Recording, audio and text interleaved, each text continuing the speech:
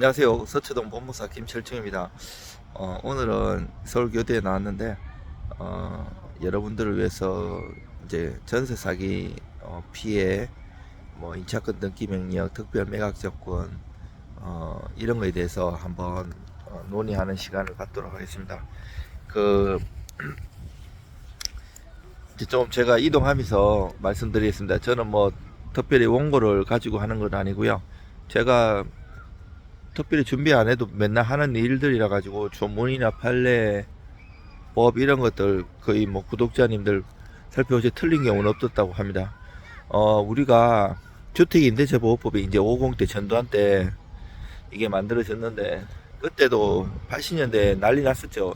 특이한 법이라 해가지고 민법 621조에 임차권 등기가 있는데, 그리고 임대차에 규정되어 있지만 주택임대차보호, 그리고 이제 2000년대 그 이제 상가임대차보호법도 새로 규정되어 있는데, 그 요거하고 관련돼 가지고 이제 그 주택임대차보호법 3조의 3인가 그거 보면 임차권 등기 명령이 새로 신설됐어요. 그때 2013년도인가 그랬는데, 그때 그거 신설 때도 많이 논란이 됐었고요.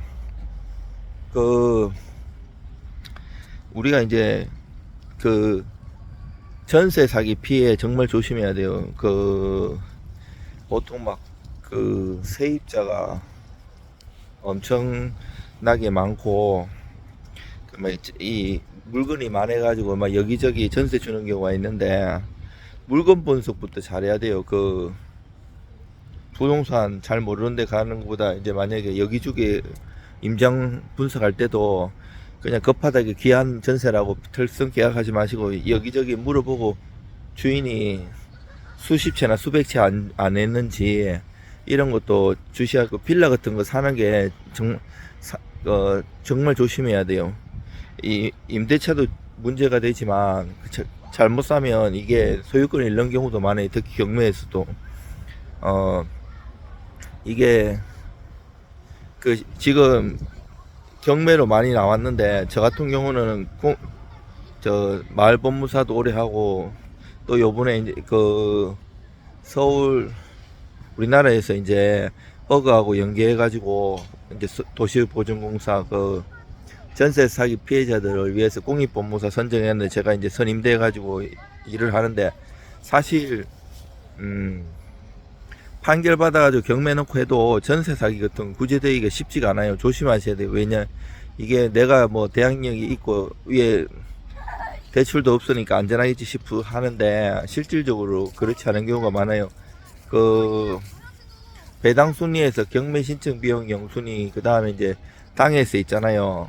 세금 체납된 거 이런 거 가려가는데, 유찰되다 보면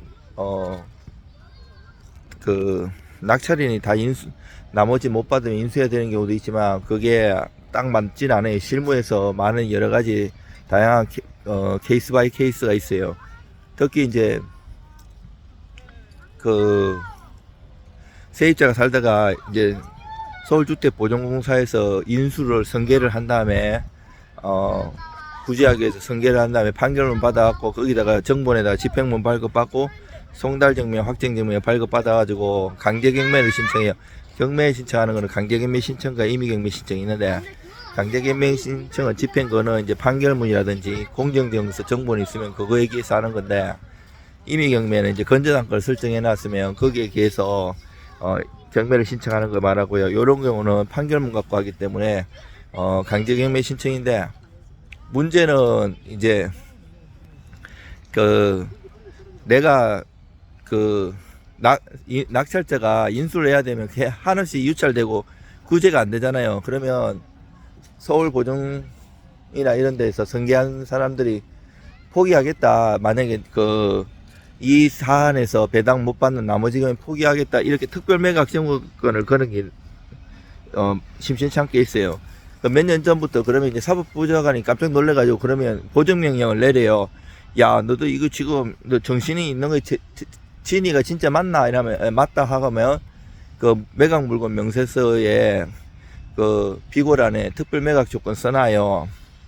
그래도 이제 경매 사이트나 이런 데는 보면 잘못해가지고 그 개인의 걔가 이제 임차권 등기 명령 하고 나가걸랑요.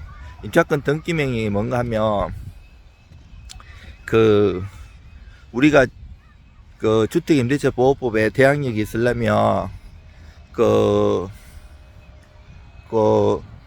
전입신고를 하고 점유를 해야 되는데 점유는 그냥 추정하는 걸 뿐이지 입증하기가 쉽지 않잖아요. 그래서 전입신고 했는 걸 보고 그 다음날 이 길부터 그 다음날 0시에 대항력이 생기는데 내가 짐을 빼면 대항력이 잃잖아요.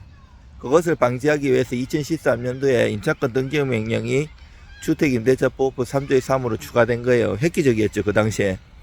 자, 임차권 등기 명령 이래 해놓으면 선순위가 한 그 사건이 이것도 지금 서울 남부지방법원 저 금천구에 지금 경매 나온 게 있는데 1억 7천 정도, 그리고 서울도시보증공사 1억 7천, 3억 4천이 인수해야 된다고 잘못 쓰는 경우가 많은데 그렇지 않습니다. 특별매각조건 이제 일반 매각조건이 있고 특별매각조건인데 저런 식으로 특별매각조건으로 대항력 포기하고 본 경매 사건에 배당해서 내가 배당 받지 못한 거는 인수인에게 낙찰자한테 안 받겠다 이러면 소멸해요, 나머지는. 그리고 그 전 임차인 그거는 임차권 등기 명령은 주택 임차권 이렇게 해가지고 등기 목적을 주택 임차권 해가지고 부동산 등기부 건물에 얼구에 기재된 순위번호 만약에 3번 이렇게 해가지고 뭐 범위 건물 전부 뭐 아니면 몇 층 전부 기간 이런 거 해놓는데 요렇게 되면 보통 유찰되다가 변경해갖고 특별매각주권을 하걸랑요. 그러면 사법보장관님도 면피를 하기 위해서 원래 서울은 물건의 구분 없이 20% 저감되는데 지방은 30% 저감돼요. 근데 그 저감된 비용을 하는 게 아니고 그 감정평가 비용으로 시작돼요. 다시 요 경우에도 지금 금천구에 나오는 것도 1억 9천인가가 감정평가인데 1억 9천부터 시작해갖고 한번 유찰돼갖고 1억 5천 2백인가 그런데 요거는 지금 이 사안을 알면 지금 덜하도 되지만 사실은 지금 뭐 인천, 부천, 지방 이런 게 70% 정도 됐더라고요. 특별매각주권 안 단 거는 다 물리주는 거 계산해가지고 그 1%, 2% 돼요, 감정가에. 그 70% 정도면 다음 12월 정도에 여기 11월 8일 날 나왔던데 12월 달에 그 들어가면 되고요. 임차권 등기 명령은 기간이 만료해야 되고요. 이 실무에서 법무사로서 제가 많이 하는 업무인데 이거는 보통 1, 2주 걸리고 보증명령 나오면 한 달도 걸리는데 일반인들은 더 오래 걸려요. 저 같은 경우는 일주일 내에 전자신청으로 해드리는데 임차권 등기명령 신청해야 돼요. 그 소재지에다가 그걸 하면 보증명령만이 뭐 보증명령 내리기 전에 만약 이 계약이 해지됐는지 만료했는지 내용증명 보낸 거, 문자 보낸 거 이런 거 다 입증해서 넣어야 되고요. 그 임차권 등기명령 하면 원래 이제 등기는 명령에 의한 등기, 축탁에 의한 등기, 신청에 의한 등기 있는 건데 신청에 의한 등기도 공동신청 주기가 원칙인데 판결받는 경우에는 단독 신청할 수 있어요. 근데 경매나 임차권 등기 이런 건 촉탁이나 명령으로 하는 거예요. 경매 이거는 등기소에 하는 게 아니고 해당 경매에다가 잔금 납부하고 영수장하고 신청 서류 꾸미면 경매에서 저 등기소로 축탁하거든요. 요거는 임차권 등기 명령 신청하면 명령 그거를 받아 결정문 받아갖고 법원에서 축탁하는데요. 이것도 이제 주의할 게 많아요. 이 대충 해갖고는 안 되고요. 돈을 얼마 하지 않으니까 전문가에게 맡기는 게 좋아요. 그런데 이것도 그렇고 이게 이제 전세 사기는 아예 처음부터 피해를 안 받아야 돼요. 잘못하다가 이제 전세 사기 당하시면 구제되는 게 사실 쉽지가 않아요. 이렇게 저도 공익법무사나 마을법무사 서민들 위해 살고 지금도 서민법무사라서 저도 산골짜기에서 어렵게 살았고요. 고등학교 때까지 많이 정책이나 요번에도 그 전세사기 피해보호법이 그 2023년 7월부터 시행되잖아요. 근데 또 20조도 요번에 개정해갖고 추가됐는데, 이제, 임차인이 우선 우선 이렇게 할 수 있는 거요. 그것도 추가했고요. 우선 매수하거나 공유자 우선 매수, 배우자 우선 매수부터 해서 많이 있는데, 한 4가지 정도가 있는데, 요거 또 한번 추가됐고요. 실무에서는 이제, 법이나 예규, 제도가 많이 시행되고,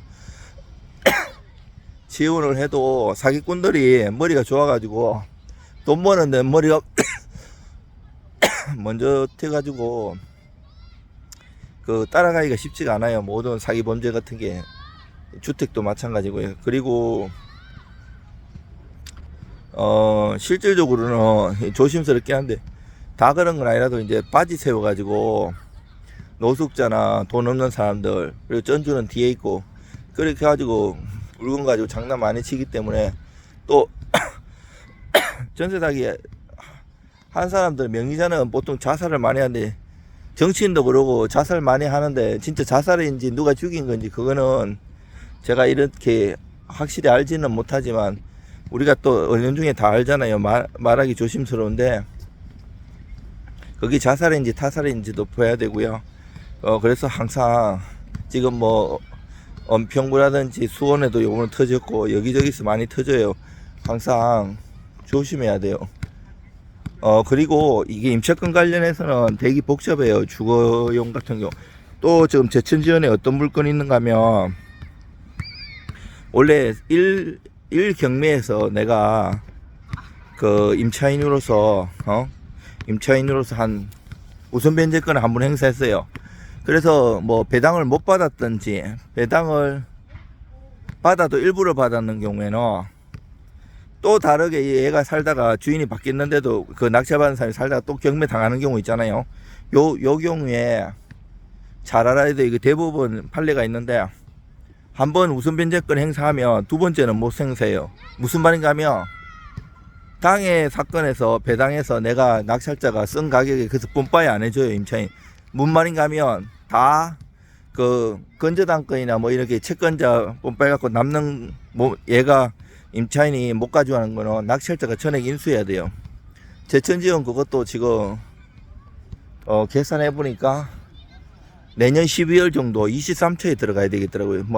5차 6차 이렇게 떨어지니까 싼 줄 알고 막 쑥쑥 들어가 가지고 1억 써도 한 2억 물어주면 3억에 사는 거나 마찬가지이기 때문에 큰일 나요, 잘못하면. 그래서 그런 게 이제 사이트 같은데 제대로 기재 안 돼 있는데 사이트 안내하시는 분들도 이거는 면책 조건으로 한다고 해놨고, 소송해도 이길 수가 없기 때문에 조심해서 하셔야 돼요. 경매는 드러나지 않는 사고도 많아요. 물건 분석, 권리 분석. 근데 드러난 것조차 제대로 안 하면 안 돼. 드러나는 것도 정말 눈 똑바로 보고 너무 의지하지 말고, 경매 사이트에 권리 분석 해놓은 거, 배당표 이런 것도 그걸로 벌어들이면 안 되고, 내가 인터넷 등기소 가면 열람용은 700원이고 발급용은 1000원인데 발급용으로 발급받으세요. 300원 더 주고. 인터넷에 올려놓은 거는 오래된 거라서 안 좋고요. 경매 사이트에서 내가 직접 발급받아갖고 토지 등기부, 건물 등기부, 집값 등기부 딱 해놓고 배당표 그릴 줄 알아야 돼요. 그걸 딱 권리 분석해갖고, 갑구에 이게 하고 얼구에는 이렇게 있는데, 아까 임차권 등기 명령은 얼구에 기재되고요.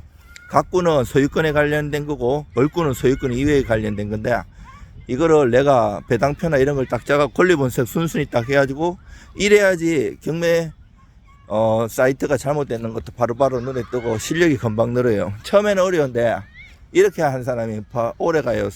경매는 내가 경매를 26년 해봤지만 정말 이렇게 스타라고 막 신문에도 나오고 막 수백억 물건이 있고 막 이렇게 한 사람도 한순간에 훅 가는 사람들 되게 많아요.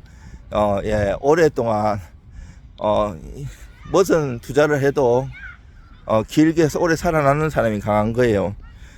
한순간에 돈 많이 벌었다가 다 날리는 경우가 많기 때문에 정석으로 공부해야 돼요. 권리 분석 이런 것도 내가 직접 할 줄 알아야 되고, 배당표도 직접 할 줄 알아야 돼요. 그래 안 하면, 그리고 그렇게 하더라도 함정이 많이 보이지 않는 거, 뭐 세금 체납이라는 여러 가지 그런 거에 대해서도 항상 자기가 권리 분석을 할 수 있어야 되고 물건도 분석해야 돼요. 그렇게 했을 때도 잘못됐다 그러면 민사집행법 121조 가면 7가지 이해할 수 있는 사유가 있는데, 뭐 5호 같은 경우는 매각 물건 명세서의 기재가 잘못된 경우, 6호는 뭐 물건이라든지 권리관계에 심히 중대한 영향이 미치는 경우가 있는 경우에 나중에 그런 거, 그리고 또 매각 허가결정 취소 신청도 있고요, 적시항고도 있고 여러 가지 제도가 있기 때문에 제대로 공부하고 들어가셔야 돼요. 대충 했다 하는 낭패를 볼 수가 있어요. 자, 오늘은 이 정도까지만 하겠습니다. 이상 서초동 법무사 김철중입니다.